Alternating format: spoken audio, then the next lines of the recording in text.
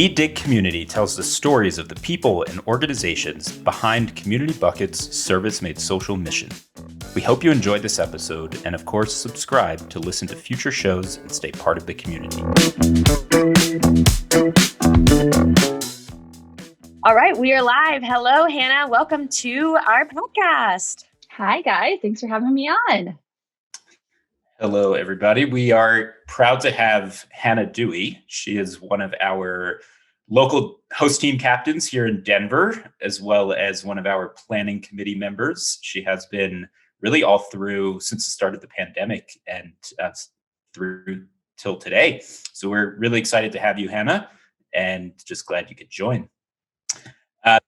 Maybe just to start, we'd love for you to just share with our audience, tell us who you are, where you're from, what you do, the fun intro on Hannah. Yeah. So I'm Hannah Dewey. I'm based in Denver right now, originally from the Chicago area, but happy to be within the mountains. I am currently in marketing, joined Community Bucket right before the pandemic, like last February, March timeframe. I just kind of moved back from the Boulder area, so was looking to reestablish my Denver network. Found Community Bucket, was so happy to find them, and now even over the last year, despite being in quarantine, have made just some great friends. So happy to be part of Community Bucket. Great. Tell us how you found Community Bucket. So you came back from Boulder back to Denver. Did you find out through friends, or just how did you find it? Because I know Love Your City was your first event. Yes, exactly.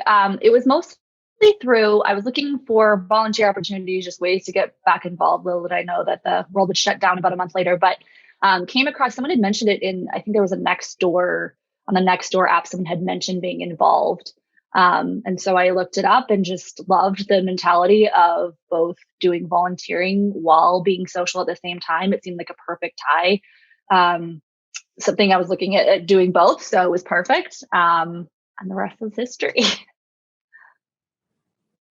That's great. So that first event that you came to was, probably our largest event and also our last big event before the world changed as we know it. So, Hannah, what were some of the just first impressions that you had when you showed up to Community Bucket? I admittingly was just overwhelmed by how many awesome people there were there. If I'm being honest, to your point, it was one of the biggest events. And so it was great to just be meeting people, getting to know organizations locally in Denver again. If I remember correctly, there were a few different ones. There was I can't remember them specifically. I'm sorry. There's one around dogs. There was one around making cards for the Valentine's for the elderly. And one I think was care packages for a women's shelter. And so I just loved the variety of being able to get involved with all of the different organizations at once, kind of in a hard hitting event. So I think I was overwhelmed in a really good way. It was a lot to take in, but it was in a good way. That's awesome. No, it's good to hear. I guess because you're now involved on the host team, of course, like you've kind of got a little more plugged in. What made you hook? What made you want to kind of commit and get involved a little bit more from the overwhelming wonderfulness at first? Honestly, the people. Everyone was so friendly. I wanted to get more involved. I come from an event marketing background, so obviously great ties there, and wanted to be able to offer my help as well. Was kind of in this lull at work, so was looking for kind of more stuff to do, and it was a little bit slower. So was looking to get more involved with things, and this was just really a kind of a great tie. Yeah. Well, so tell us a little bit about how you've kind of stayed involved. What are some things that you've been doing? How do you keep, staying positive during the pandemic? What are some things you've been specifically able to do with Community Bucket and your role? Honestly, this is going to sound like I'm making this up for the podcast, but I'm not. But truly, the people and the friends that I've made at Community Bucket have been so key during quarantine. As I mentioned, I'd been, in this Boulder bubble for so long, moved back to Denver, was looking to rebuild my network. And then when quarantine hit, it was like, can't leave our house. I certainly don't feel comfortable driving all the way to Boulder right now. And so I had really kind of leaned into this community bucket network, especially when we did the community made social. Community made social. Yeah, it was community. Is that what it was called? Social community made social. Maybe Volunteer made social. service made social. Service made social. Thank you. Yeah. Yes. So really leaned into that group and got involved with Service Made Social and kind of that little pod that we made, or that team that we made. And the impact where you live.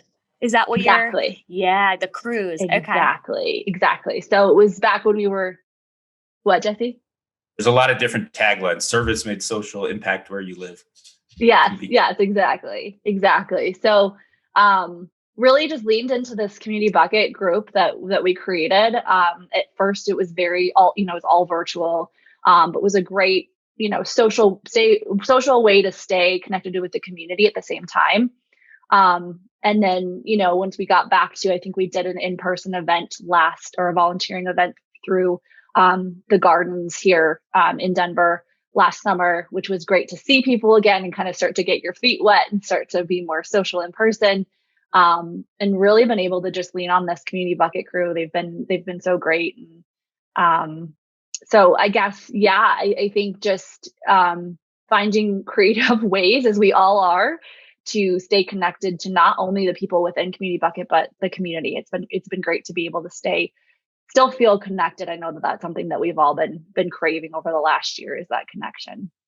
Yeah. I'd like to actually dive in a little bit into some of the crews, right? You were a crew leader and talking about creative things.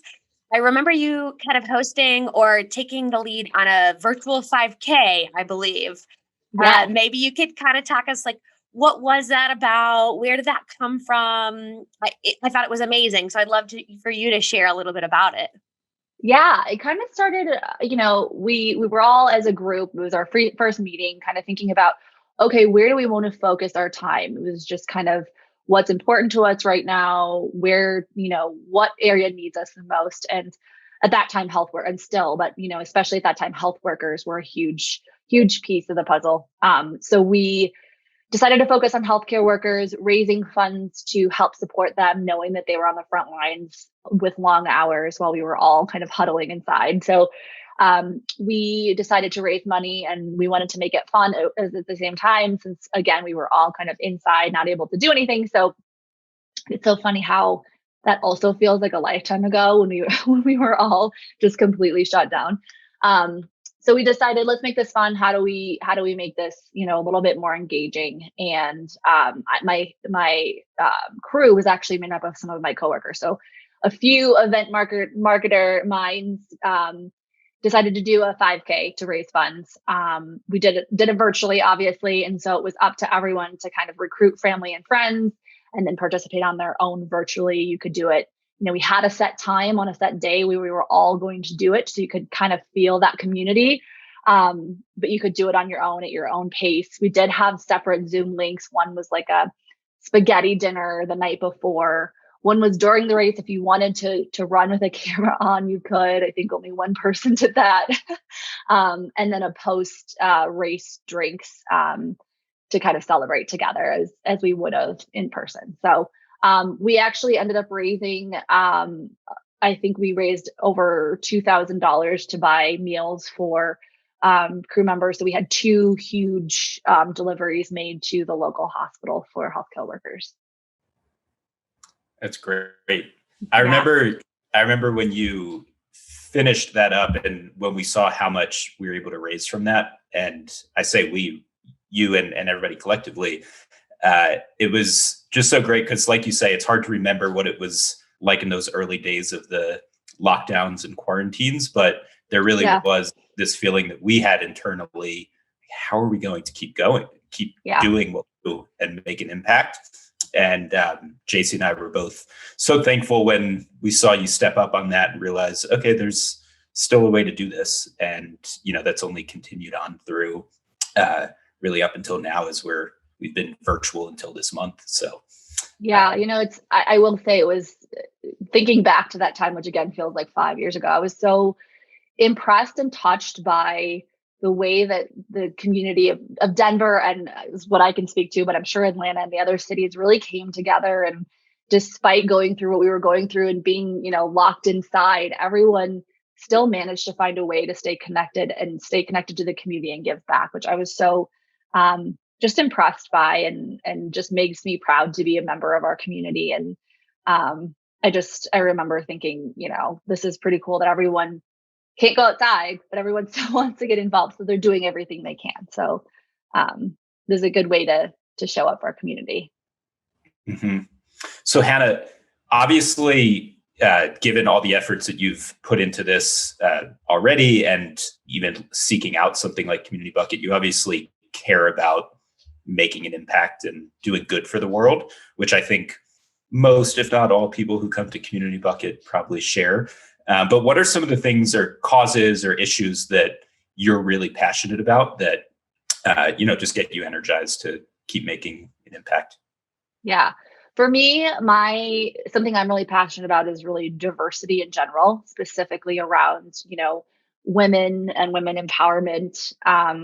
Again, I feel pretty lucky that the friends that I've surrounded myself with and the community in Denver is pretty diverse and pretty open-minded. But it's you have to kind of take a step back and realize that not everywhere is unfortunately like that. So, I think what I'm really passionate about, and something else I kind of do on the side, is I'm working with another company that's working on becoming a nonprofit, more to come there, but just really working on women networking, women workshops, creating a collaborative and a safe place for women to be able to not only network, make friends, not necessarily professionally, but it could be personally. It could be, hey, I'm a new mom in Denver, or hey, I'm brand new, just out of college in Denver, and I need, I'm looking to make friends. So just kind of that networking aspect, as well as, for all sorts of different diverse situations, providing the tools that they need to be sustainable, whether it's basics in finance, whether it's, kind of those professional or personal skills, really trying to equip everyone with what they need to be self-sufficient and feel empowered. So I think that's something I'm really, really passionate about right now. And that to me is more than just women's empowerment and women's rights. It's diversity across the board and equality for everyone. And I think we're all kind of going through that. Black Lives Matter movement, of course, is extremely relevant right now, and so it extends into that as well. But so a little bit of both, but really focusing on that women's rights for right now. Mm-hmm. So I wanted to ask you about, because you mentioned the networking piece of it too, that angle of just helping people connect and build those relationships. And you've mentioned a few times through this how much the people have really kept you involved in Community Bucket. And obviously that second part of Service Made Social is the social piece. I'm curious your perspective, again, being a little bit newer to Community Bucket, like something that made it unique, that you were able to find those types of people, build those types of friendships, whether or not you got involved in other organizations or communities around Denver. Just anything that stands out to you in that way.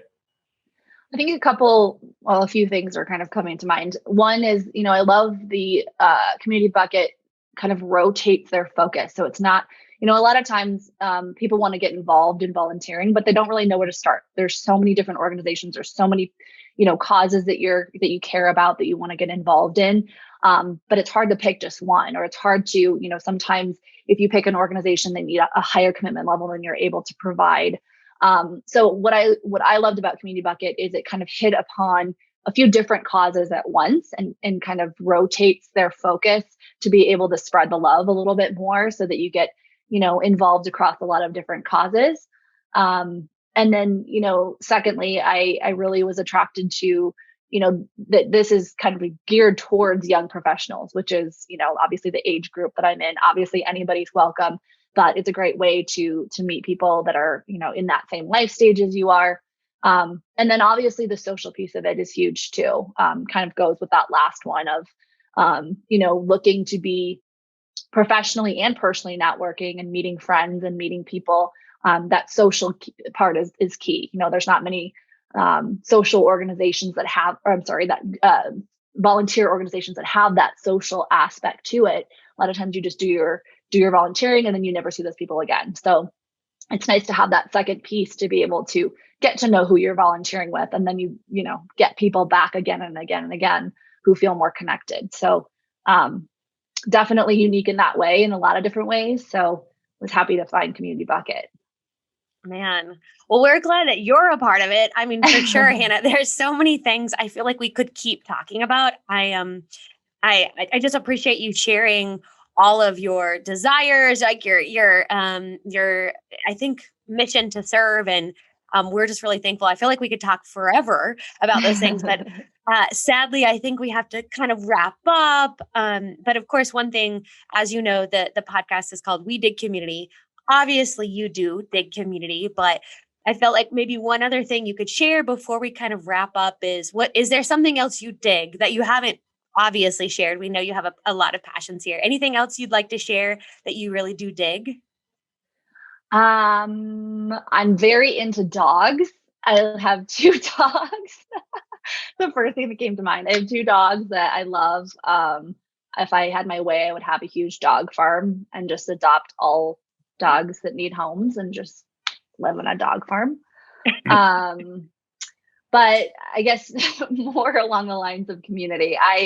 I'm rediscovering Denver again after living in Boulder for a while. And what a great city it is. It's continuously evolving as more and more people move here. More and more things are popping up. And so I'm just falling in love with Denver again and all that it has to offer. And now that things are starting to open back up again, and summer is approaching, it's definitely more lively. So definitely very excited to be in Denver, especially in the summer. Yes. Well, we're glad to, Hannah, hopefully some folks will see you out at some projects soon. I know there's upcoming events, a whole summer social schedule, and I feel like probably a good bit of people will be able to share your love for dogs as well. Yes. So hopefully y'all reach out to Hannah at the next event and we will see you there. And we're just so thankful for your time and excited to kind of share your story with our community. Yeah. Thanks for having me on, guys. I hope to meet all of you at events. I'm looking forward to getting back to in-person events. So see you all guys soon. Awesome. Thanks, Hannah. Bye. Bye.